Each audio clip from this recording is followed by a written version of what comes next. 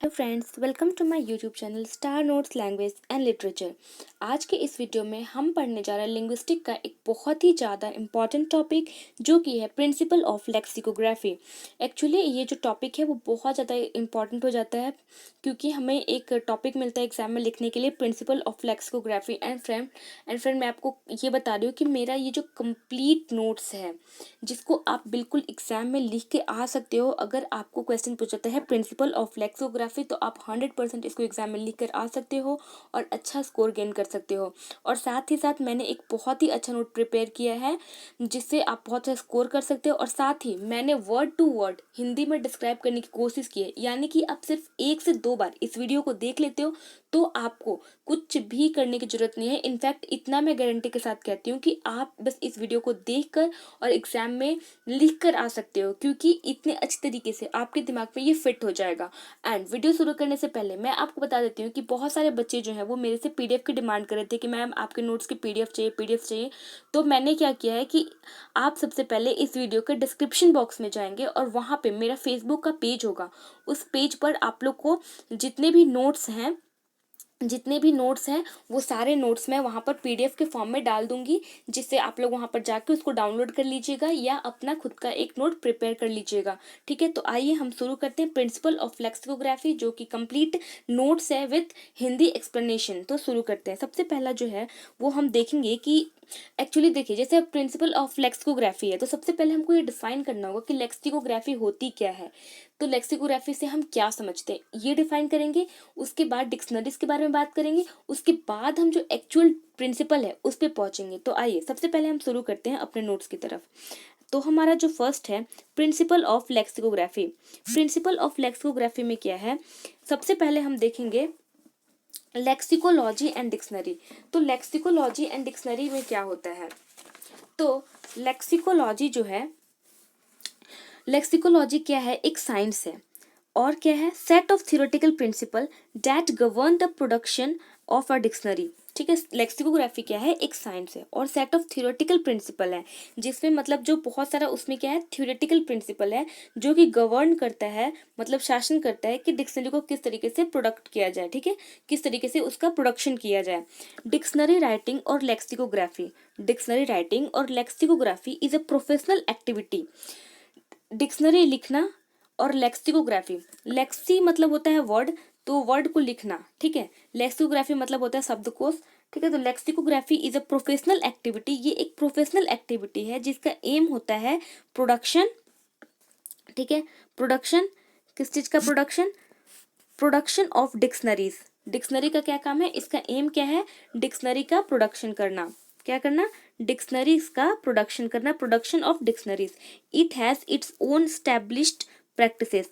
और क्या होता है ना कि डिक्शनरी बनाने के लिए उसके खुद के कुछ नियम बनाए हुए हैं, वही आप नियम को फॉलो करते हुए ही डिक्शनरी लिखेंगे। Dictionaries deal with ever changing meaning. Dictionary क्या होता है, डील करता है ever changing meaning. Ever changing meaning क्या होता है, कॉन्स्टेंटली चेंजिंग और डेवलपिंग, यानी कि कॉन्स्टेंटली जो चेंज होता जा रहा है। जैसे कि क्या होता है ना, कभी कभी एक वर्ड के 2 मीनिंग हो जाते हैं। जैसे कि कोई एक वर्ड है वो नाउन के रूप में भी यूज होता है और कभी कभी वर्ब के रूप में भी यूज होता है। तो हमको कैसे पता चलेगा, तो हम लोग डिक्शनरी की हेल्प से हम ये क्लियर कर पाएंगे कि ये वर्ड जो है कभी कभी नाउन की तरह यूज होता है और कभी कभी जो है वो वर्ब की तरह यूज होता है, तो उसके सेंस में भी यूज किया जाता है। Dictionary deal with ever changing meaning. Dictionary deal करता है उनके एवर चेंजिंग मीनिंग के साथ में, प्रोनाउंसिएशन के साथ में, एंड यूज ऑफ वर्ड, और वर्ड का किस तरीके से यूज किया जाए उसके साथ में डील करता है हमारा जो ये डिक्शनरी है। लेक्सिकोग्राफी, लेक्सिकोग्राफी क्या होता है, डिक्शनरी लिखना। जब कोई डिक्शनरी लिखता है तो उसको लेक्सियोग्राफी बोलते हैं। ठीक है, लेक्सियोग्राफी जो कवर करता है both the process related to observable observable phenomenon. जो उसका जो लेक्सियोग्राफी है वो कवर करता है किन किन प्रोसेस को, जो रिलेटेड होते हैं किससे, ऑब्जर्वेबल फिनोमिनन, जो देखने योग्य घटना होती हैं उनका प्रोसेस से ये क्या करता है, डील करता है। फॉर एग्जाम्पल देखते हैं एग्जाम्पल क्या है। एग्जाम्पल वर्ड्स और लेक्सिस। क्या है कि वर्ड्स और लेक्सिस, ठीक है, वर्ड्स और lexis and the theoretical principle required to be followed और टैकल और एक्सप्लेन द मीनिंग और यूज ऑफ वर्ड्स। इसमें क्या होता है ना, वर्ड और लेक्सिस, जो वर्ड है या लेक्सिस, वर्ड या लेक्सिस दोनों एक ही बात है, and theoretical principle required to be followed, required होना चाहिए टू बी फॉलोड और एक्सप्लेन, ठीक है, कि जो प्रिंसिपल है वो रिक्वायर्ड होता है कि आप उनका जो पर्टिकुलर प्रिंसिपल है आप डिक्शनरी लिखते वक्त उनको जो है वो फॉलो करें और एक्सप्लेन द मीनिंग, और मीनिंग का आप एक्सप्लेन करें और यूज ऑफ वर्ड्स, ठीक है। नेक्स्ट जो हम पढ़ेंगे वो क्या है, पैराग्राफ चेंज करके आप लिखिएगा यहाँ से, a dictionary, a dictionary is only a finished product of the result of a complex process. Dictionary क्या होता है, डिक्शनरी जो होता है वो एक फिनिश्ड प्रोडक्ट होता है। फिनिश्ड प्रोडक्ट का क्या मतलब होता है, जैसे आपने सब कुछ डिफाइन कर करके और जो लास्ट में रिजल्ट निकला ना वो डिक्शनरी हुई। तो a dictionary is a finished product of result of complex process. बहुत ही dictionary writing is a complex process, और जब आप उस कॉम्प्लेक्स प्रोसेस को पूरा कर लेते हो तो जो फाइनल रिजल्ट होता है, जो फाइनेस्ट प्रोडक्ट होता है आपका, वो डिक्शनरी होता है। It is a reference book. Dictionary क्या होता है, एक रेफरेंस बुक होती है, और list of words usually in alphabetical order. U dictionary क्या होता है, इट्स अ रेफरेंस बुक। ये एक रेफरेंस बुक होता है, लिस्ट ऑफ वर्ड्स होता है, जो कि यूजुअली क्या होता है, अक्सर क्या होता है, अल्फाबेटिकल ऑर्डर में होता है, together with a guide, together with a guide और देयर मीनिंग, जिसमें कि उसमें का मीनिंग होता है, उसकी प्रोनाउंसिएशन होती है, उसमें स्पेलिंग होती है, और इक्विवेलेंट इन अदर लैंग्वेजेस और in simple word in the same language. क्या होता है कि एक वर्ड है, उसमें क्या क्या होगा डिक्शनरी में, उसकी स्पेलिंग दी होगी, उसकी प्रोनाउंसिएशन दी हुई होगी, उसकी मीनिंग दी हुई होगी। और ये मीनिंग दो तरीके से दी हुई जा सकती है, या तो इंग्लिश टू इंग्लिश दी जाएगी, यानी इंग्लिश डिक्शनरी से कोई एक हार्ड वर्ड है उसी का सिंपल वर्ड दिया होगा। जैसे सिग्निफिकेंट बहुत लोग नहीं जानते हो, फॉर एग्जाम्पल मान लीजिए सिग्निफिकेंट बहुत लोग नहीं जानते हैं, तो लेकिन सिग्निफिकेंट बहुत लोग नहीं जानते लेकिन बहुत लोग इंपॉर्टेंट जानते हैं, तो उस सिग्निफिकेंट का मीनिंग वहां पर इंपॉर्टेंट लिख देगा। यानी क्या हुआ कि इंग्लिश से इंग्लिश डिक्शनरी हो गई वो, ठीक है। और क्या, इंग्लिश टू हिंदी डिक्शनरी हो गई, जैसे सिग्निफिकेंट को वहां पर महत्वपूर्ण लिख देगा। तो ये क्या हो गया कि इक्विवेलेंट, इक्विवेलेंट वाला क्या हो गया, जैसे इंग्लिश टू इंग्लिश क्या हो गया, इक्विवेलेंट हो गया, वो इस तरीके से डील करता है, ठीक है। नेक्स्ट जो है हमारा वो देखते हैं, हाँ, तो लिंग्विस्टिक बेसिस ऑफ लेक्सिकोग्राफी और डिक्शनरी कंपाइलेशन, ठीक है। तो the linguistic basis of lexicography और डिक्शनरी कंपाइलेशन, तो हम ये देखेंगे कि किस तरीके से लिंग्विस्टिक बेसिस होता है लेक्सिकोग्राफी और डिक्शनरी कंपाइलेशन पे, ठीक है। सो यहाँ से शुरू करते हैं हम अपना, एक सेकेंड। तो ये क्या है हमारा कि डिक्शनरी राइटिंग जो है वो क्या है, डिक्शनरी राइटिंग बहुत ही कॉम्प्लेक्स प्रोसेस है। एक सेकेंड फ्रेंड्स, डिक्शनरी राइटिंग क्या है, एक बहुत ही कॉम्प्लेक्स प्रोसेस है। It is not as simple as it sound. Dictionary writing एक बहुत ही ज्यादा कॉम्प्लेक्स प्रोसेस है, ये उतना सिंपल नहीं है जितना लगता है। मीन्स हमें क्या है, एक बनी बनाई डिक्शनरी हमें मिल गई है, हम अपने अकॉर्डिंग, अपने यूज के अकॉर्डिंग, अपने नीड के अकॉर्डिंग डिक्शनरी खोलेंगे, अल्फाबेटिकल अरेंज्ड है, और हम फटाफट फटाफट वर्ड्स ढूंढ लेंगे। लेकिन एक्चुअली में डिक्शनरी को कंपाइल करना is very one of the very difficult work है, ठीक है। डिक्शनरी राइटिंग तो एक बहुत ही कॉम्प्लेक्स प्रोसेस है। It is not as simple as it sounds, ये उतना सिंपल नहीं है जितना ये साउंड करता है, यानी जितना हमें लगता है। अ लेक्सिकोग्राफर मस्ट फुली अंडरस्टैंड, एक लेक्सिकोग्राफर को बहुत अच्छे तरीके से समझना चाहिए what he exactly mean by the term word, कि उस वर्ड से पर्टिकुलरली क्या सेंस निकल रहा है, क्या मतलब हो रहा है, वो बहुत अच्छे तरीके से डीपली एक लेक्सिकोग्राफर को पता होना चाहिए। How are words related to their meaning, कि वह जो वर्ड है वो अपने मीनिंग से किस प्रकार से संबंधित है। He has therefore to depend, he has therefore to depend solely on some important principle of linguistic, ठीक है, solely on some, उसके बाद on some important principle of linguistic, ठीक है, कि important principle of linguistics पे उनको डिपेंड होना होता है, ठीक है। एक सेकेंड, हाँ, उनको क्या होता है, डिपेंड होना होता है। उसके बाद में important principle of linguistics and concept of semantics to do full justice to his job, और अगर वो कॉन्सेप्ट ऑफ सिमेंटिक्स का जो कॉन्सेप्ट को समझेंगे तभी वो जो एक लेक्सिकोग्राफर है वो अपने जॉब के साथ अच्छी तरीके से डील कर पाएगा। लिंग्विस्टिक का जो प्रिंसिपल है एंड सिमेंटिक इंसाइट, और सिमेंटिक का इंसाइट है। इंसाइट का क्या मतलब होता है कि उसकी सिमेंटिक्स की बहुत गहन जानकारी, मतलब कि उस वर्ड का मीनिंग किस तरीके से चेंज हो रहा है, किस तरीके से यूज होगा। सिमेंटिक मतलब क्या होता है, the study of meaning of word and phrases is called semantic. ठीक है, तो उस वर्ड का मीनिंग किस तरीके से बदल रहा है, लिंग्विस्टिक का प्रिंसिपल क्या कहता है, उसको उसको अच्छी तरीके से यूज कर ही एक अच्छा लेक्सिकोग्राफर बन सकता है, और वो लेक्सिकोग्राफर एक अच्छी डिक्शनरी को कंपाइल कर सकता है। अगर कोई भी एक लेक्सिकोग्राफर लिंग्विस्टिक्स के प्रिंसिपल को इग्नोर करता है, सिमेंटिक इनसाइट को इग्नोर करता है, तो वो तभी इग्नोर करेगा, can be ignored by any writer of dictionary, जब वो अपने जॉब के साथ में फुल जस्टिस नहीं करना चाहेगा, जब वो अपने जॉब के साथ में खतरा मोल लेना चाहेगा, ओनली एट हिज पेरिल। जब वो अगर इन सब चीजों को इग्नोर करता है तो वो क्या हो जाएगा, बहुत ही संकट में पड़ जाएगा। नेक्स्ट हमारा क्या है कि हियर आर सम क्या है, here are some general principle that a lexicographer must keep in mind. यहाँ पे कुछ ऐसे प्रिंसिपल हैं जो कि एक लेक्सिकोग्राफर को हमेशा अपने दिमाग में रखना चाहिए। फ्रेंड्स, अब यहाँ से हमारा शुरू होता है एक्चुअल में प्रिंसिपल ऑफ लेक्सिकोग्राफी। तो लेक्सिकोग्राफी का फर्स्ट प्रिंसिपल क्या कहता है, the principle of descriptive rather than prescriptive. यानी एक लेक्सिकोग्राफर को डिस्क्रिप्टिव होना चाहिए, यानी कि वो वर्णन करने पर, व्याख्या करने पर ज्यादा ध्यान दे, ना कि प्रेस्क्रिप्टिव का मतलब है निर्देश देने पर, यानी कि वो वर्णन करने में ज्यादा विश्वास रखे, ना कि निर्देश देने पर।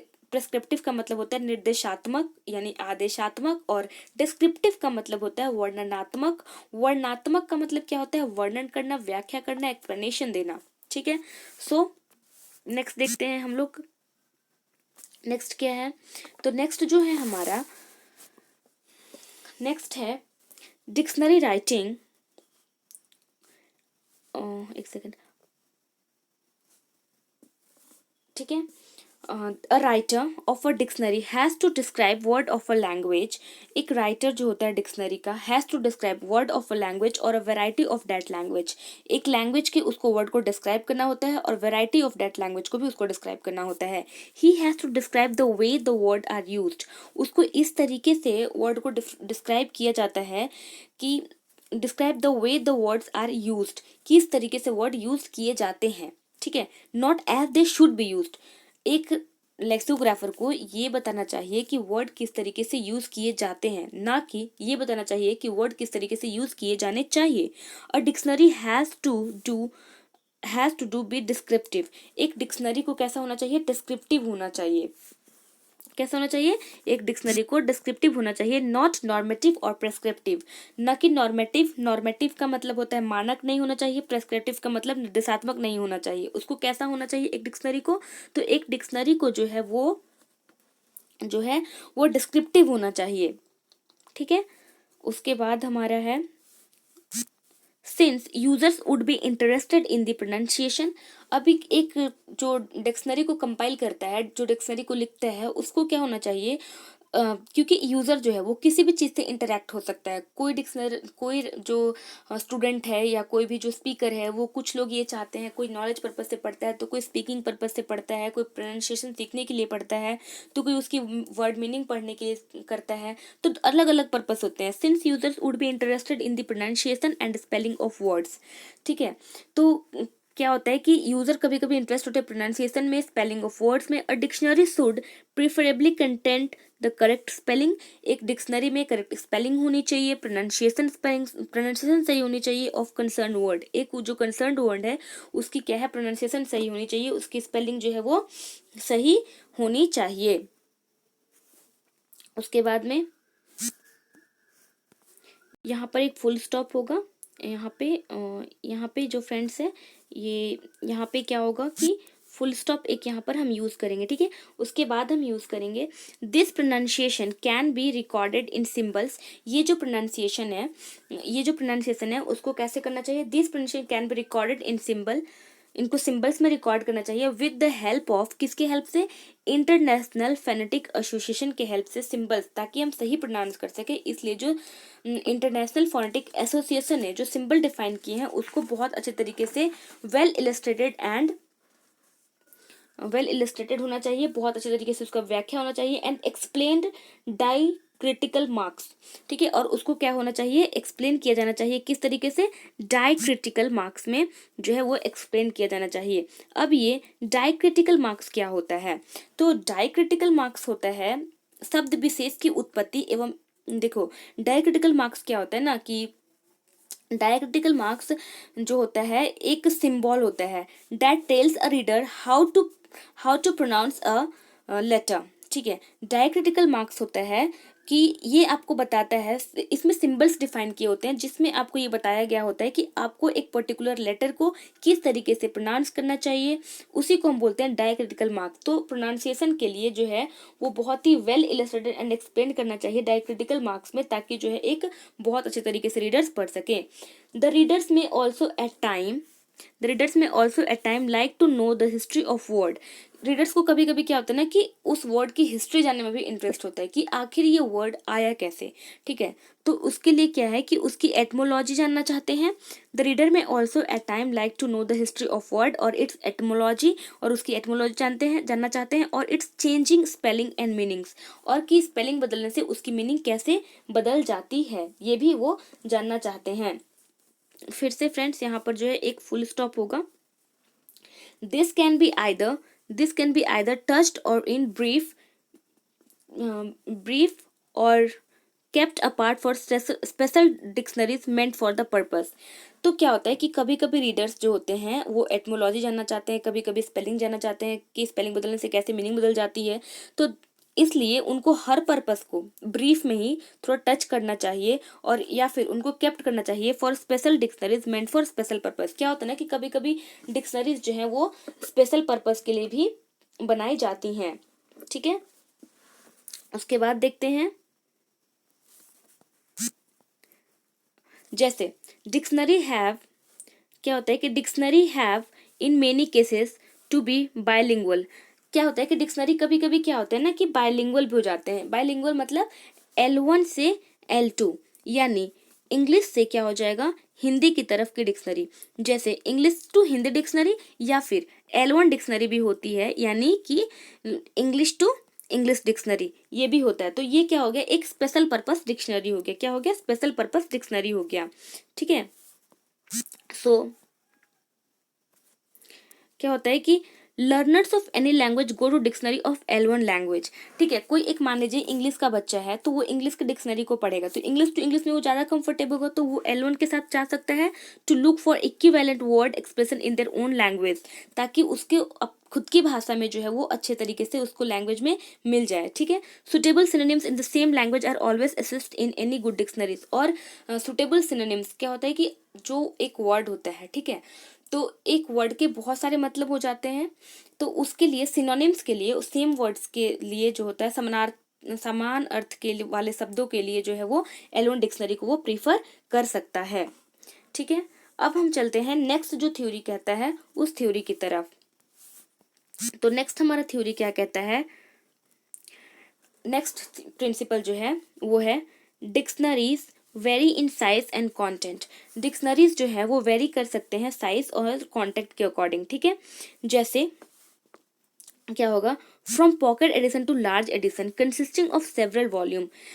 डिक्शनरी क्या है, पॉकेट एडिशन से लेकर के लार्ज डिक्शनरीज तक आती हैं, जिसमें कंसिस्ट होता है, जिसमें सेवरल वॉल्यूम्स हो जाती हैं, each volume consisting of more than 1000 pages. और हर एक डिक्शनरी में क्या होता है कि 1000 से ज़्यादा पेजेस होते हैं। All type of dictionaries have been produced in different languages. और जो हर तरीके की बहुत तरीके की डिक्शनरीज जो होती हैं वो डिफरेंट डिफरेंट लैंग्वेज में प्रोड्यूस की जाती हैं। For example Hindi to English dictionary, English to Hindi dictionary, English to Marathi, English to Gujarati, English to English.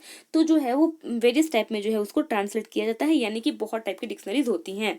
Therefore one has to select और delimit the scope of dictionaries. तो क्या होता है कि एक को सिलेक्ट करना होता है और डिमिलिट करना होता है किस चीज को, कि स्कोप क्या है डिक्शनरी को, ये बिल्कुल डिफाइन होना चाहिए, क्लियर होना चाहिए। इट में It may describe the whole vocabulary of the language in hand or part of vocabulary.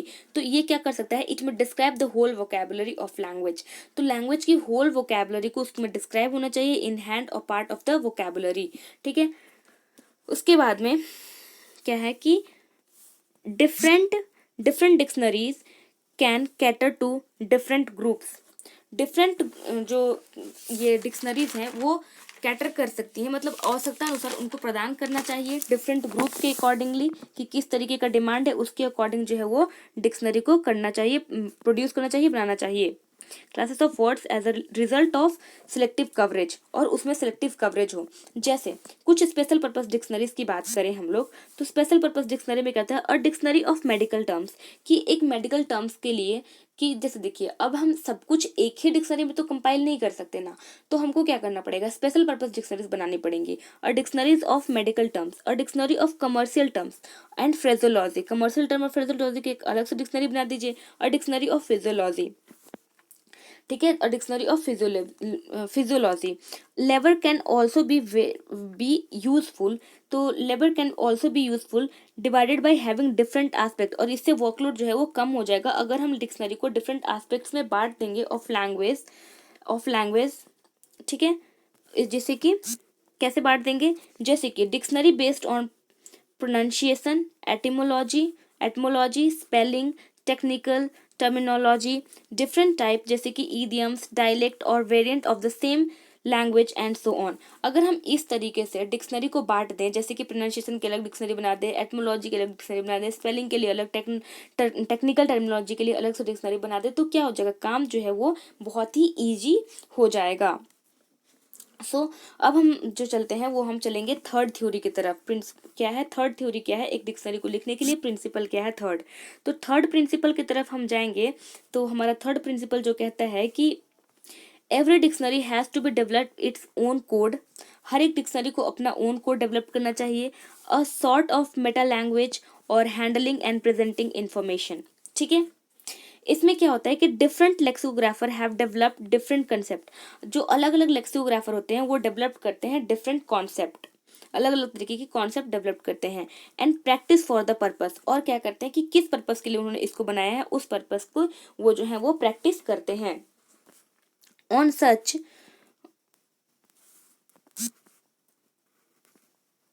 एक सेकेंड, हाँ, अब क्या है, on such example of use of phonetic symbol, और क्या होता है कि डिफरेंट पर्पज से यूज करते हैं. Example is the use of phonetic symbol to describe the pronunciation of word. कुछ क्या होता है कि वो क्या यूज करते हैं, ये फोनेटिक सिंबल्स यूज करते हैं. One such example is use of phonetic symbol to describe the pronunciation of word. Pronunciation, word के प्रोनाउंसिएशन को डिस्क्राइब करने के लिए क्या करते हैं, फोनेटिक सिंबल्स का यूज करते हैं. दिस सिंबल्स, और ये जो सिंबल हैं कहाँ से सिलेक्ट किए जाते हैं, selected from the IPA list of separate symbol for separate sounds. अब IPA क्या होता है कि इंटरनेशनल फोनेटिक एसोसिएशन से ये सिंबल जो है वो सिलेक्ट किए जाते हैं ताकि जो है वो अच्छे तरीके से प्रोनाउंसिएशन हो सके. कहाँ से, IPA. ठीक है, IPA से सिलेक्ट किया जाता है ताकि जो है अच्छे तरीके से pronunciation. Symbol for separate sounds convert speech into a sort of writing where you can read as you right.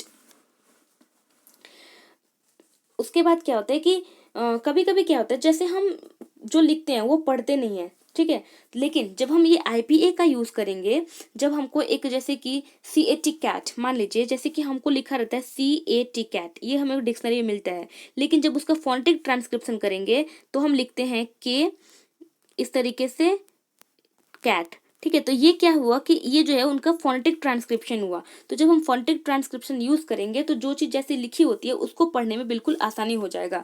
वही बोल रहा है कि orthographical description of word is generally misleading. देखिए ऑर्थोग्राफिकल का क्या मतलब होता है कि ज्यों का त्यों पढ़ना. जैसे हिंदी में हम लोग क्या होता है कि जैसे काका लिखेंगे तो काका ही पढ़ेंगे जैसे, लेकिन इंग्लिश में क्या होता है PUT put but BUT but. तो कोई लॉजिक नहीं है पढ़ने के लिए, तो इसमें जो जैसा लिखा होता है ज्यों का त्यों हम बिल्कुल नहीं पढ़ सकते हैं. ठीक है, तो orthographical description of word is generally misleading, वो क्या होता है, जनरली मिसलीडिंग होता है. Another example is the use of symbol like, बहुत सारा जो अनदर एग्जाम्पल है जो हम लोग को डिक्शनरी में देखने को मिलता है. क्या देखने को मिलता है, क्या देखने को मिलता है हमको अनदर एग्जाम्पल में? अनदर एग्जाम्पल में हम लोग को ये देखने को मिलता है कि जैसे डिक्शनरी में दिया रहता है द यूज ऑफ सिंबल, जैसे कि एन लिख दिया वर्ड के बगल में, वी लिख दिया तो एन से हम समझ जाते हैं कि ये नाउन के लिए बताया गया है, वी लिख दिया तो ये समझ जाते हैं कि वर्ब के लिए दिखाया गया है, एडीजे लिख दिया तो मतलब एडजेक्टिव के लिए दिखाया गया। For grammatical categories as a part of grammatical coding of various category, ये क्या होता है कि ग्रामेटिकल कोड करने के लिए यूज किया जाता है ऑफ वर्ड्स की ये वर्ड, ताकि हम पहचान सके, क्योंकि एक ही वर्ड कभी कभी नाउन की तरह यूज होता है, कभी कभी एडवर्ब की तरह भी यूज होता है, कभी कभी जो है वर्ब की तरह यूज हो जाता है। तो इसीलिए ताकि हम वो वर्ड को समझ सकें और उसका हर एक अकॉर्डिंगली मीनिंग जो है वो चेंज हो जाता है, तो हम समझ सके कि ये जो है वो नाउन के सेंस में यूज होगा, कब वर्ब के सेंस में यूज होगा, इसलिए ये जो है वो हमको सिंबल दिया रहता है हमेशा से। Use of superscribe numerals for different semantic use of some word is another such device used by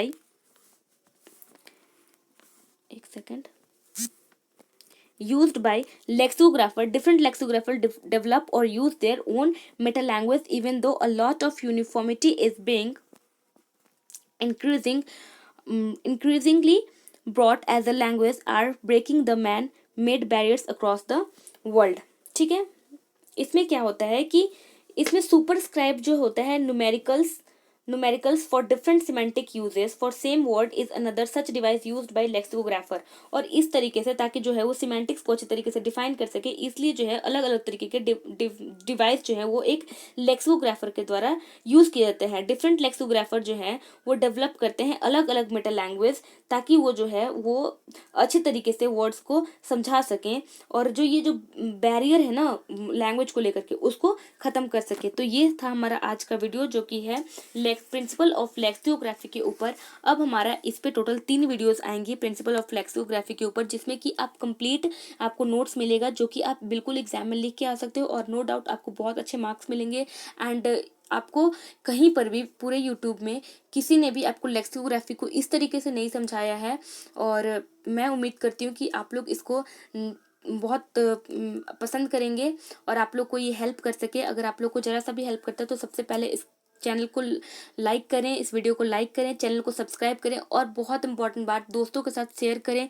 जितना ज़्यादा आप लोग शेयर करेंगे उतना ज़्यादा मैं लिंग्विस्टिक्स का एक एक टॉपिक का नोट्स आपको प्रोवाइड कराऊंगी। लेकिन आपको सबसे पहले एक काम करना होगा कि इस वीडियो को ज़्यादा से ज़्यादा शेयर करना होगा, ताकि मेजॉरिटी ऑफ लिंग्विस्टिक पेपर का डिमांड हो सके, जिससे मुझे मोटिवेशन मिल सके और मैं जल्दी से जल्दी आप लोग के लिंग्विस्टिक्स पेपर के नोट्स बनाती रहूँ और आप लोग अच्छे से एग्जाम में मार्क्स लाते रहें। मिलते हैं अपने नेक्स्ट वीडियो में, तब तक के लिए। और आप लोग मेरा फेसबुक पेज पे जाना ना भूलें, जिससे कि आपको वहाँ पर सारी की सारी PDF मिल जाए। ठीक है, मिलते हैं अपने नेक्स्ट वीडियो में। God bless you all.